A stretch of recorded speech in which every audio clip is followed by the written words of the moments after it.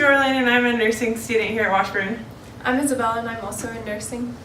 My name's John. I'm also a nursing student. I'm Brian, and we are very segregated. Nursing and radiology. My name is Bailey. I'm also radiology. And we traveled to Haiti at the beginning of April of this year, and the title of our presentation is Haiti Chérie, which means Haiti, my beloved. And so these are pictures from our travel day. We had a really early morning start, about 3:30 a.m. we had to meet up, and all of our flights went really well. We made it through customs, and when we landed in Haiti, we went through immigration and got picked up by some drivers from Haiti Lifeline, and we got our first taste of kind of the traffic and just the awesome chaos that is Haiti. On our very first clinic day, we spent a lot of time just kind of opening up the clinic. It had been closed for a couple months, some of the front exam rooms, and we went through and organized the pharmacy and restocked all the medications that we had brought with us. We then performed wellness checks on all the kids at the orphanage.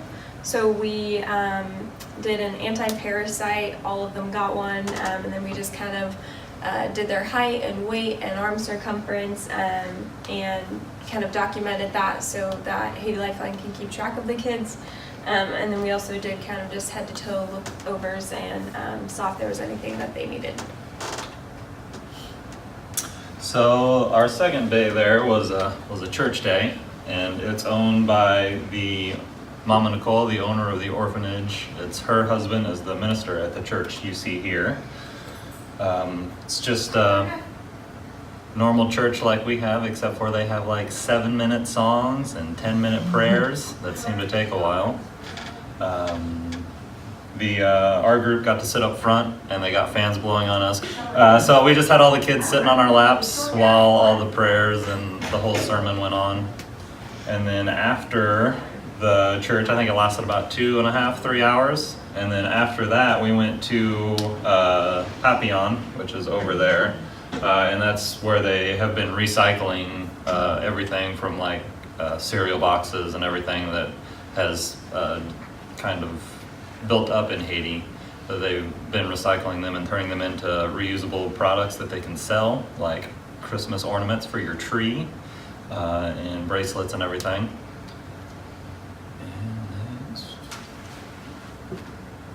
And then our second day at the clinic was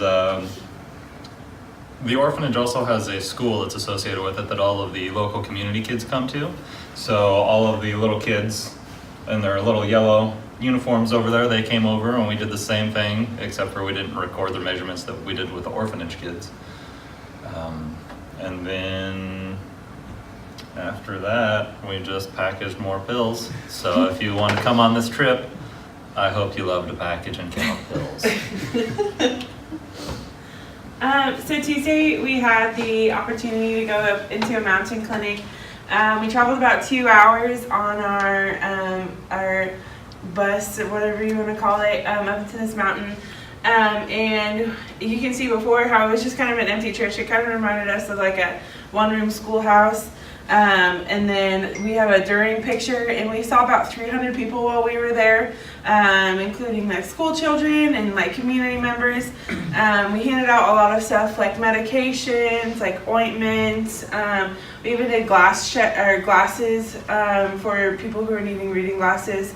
And then just like the other clinic days, all the children received like an anti-parasitic treatment as well while we were up there. Wednesday was our last day of the clinic, and this day we opened it up to the entire community. So there were a lot of people coming by to get seen, and I think they had someone, if I remember right, Mama Nicole, who runs the orphanage, had someone go out with like a like a megaphone and was announcing that, you know, the clinic was open to the community. So we were a little worried there might be too many people to see, but we got through a lot of the, I think all the people that wanted to be seen, and we were able to provide them with the anti-parasitic and then whatever medications they need for what ailed them. I'm getting cornrows here in this picture, but this our last night there, the kids did some more singing like they had during the other nights, but it was a lot of fun. on that final clinic day to see some of the members of the community come by and take care of them. So Thursday was our last official day before we traveled home. And every year on the last day, we do what's called a beach day, where we all get to travel. I think it was about an hour and a half ride to the beach. And something that's really cool is we take a select group of the orphanage kids. This year it happened to be the older kids. Right here we have a picture of all of us together. It's just a day you just get to go and hang out. We get an awesome lunch. We just swim in the ocean, do whatever we feel like. Beware of sea urchins. Some people like to go beyond where they're supposed to and happen to step on sea urchins. A little painful. Anyways, on the way home. Then when we get, as you can see, it's really beautiful. But when we got home, we had a little extra time, a couple hours. We decided to make our own homemade pinata for the kids, and they absolutely loved it. It was a huge hit, pun intended. We filled it with all of our suckers from the clinic. As you can see, they go crazy for these suckers. Just the littlest things make them so happy. Took up some time, and they loved it. It was really fun. Friday, if you ask me, worst day ever. Having to say goodbye to these little kids, it's really hard.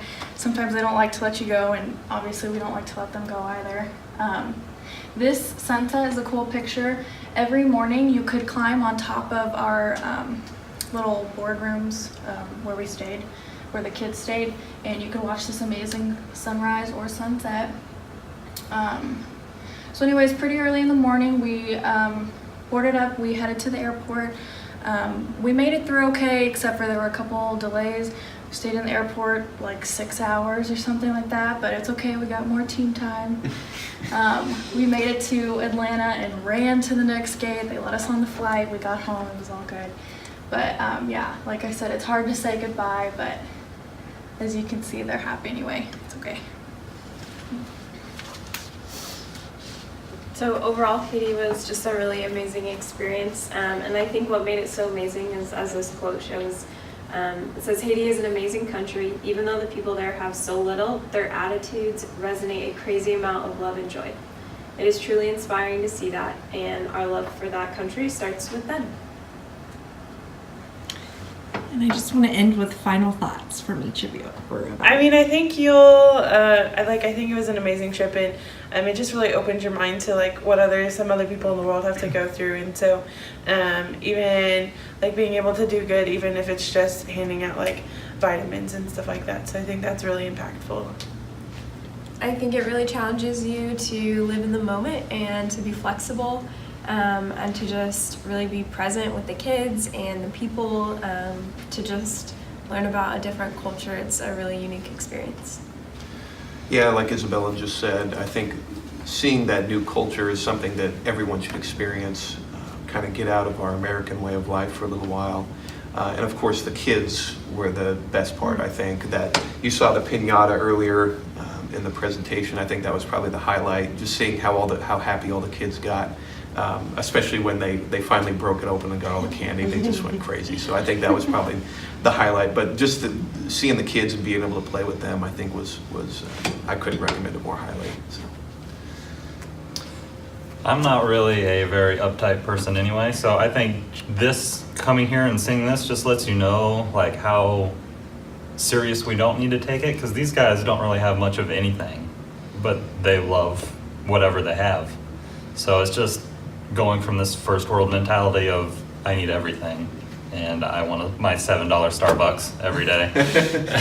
It's just something you don't really need, and you can get by with so much less, like they've been doing their whole lives. Like everyone has said, the kids are definitely the best part. I mean, even though there's a language barrier, it means nothing. You bond so much with those little ones just through playing with them every day of the week. I miss them so much. So that's why I would definitely recommend this trip. Is you get a lot of time with them, a lot of one-on-one, just playing with them. I mean, more than the clinic side of it too. And I think that's more of what you take home with you after a trip like this.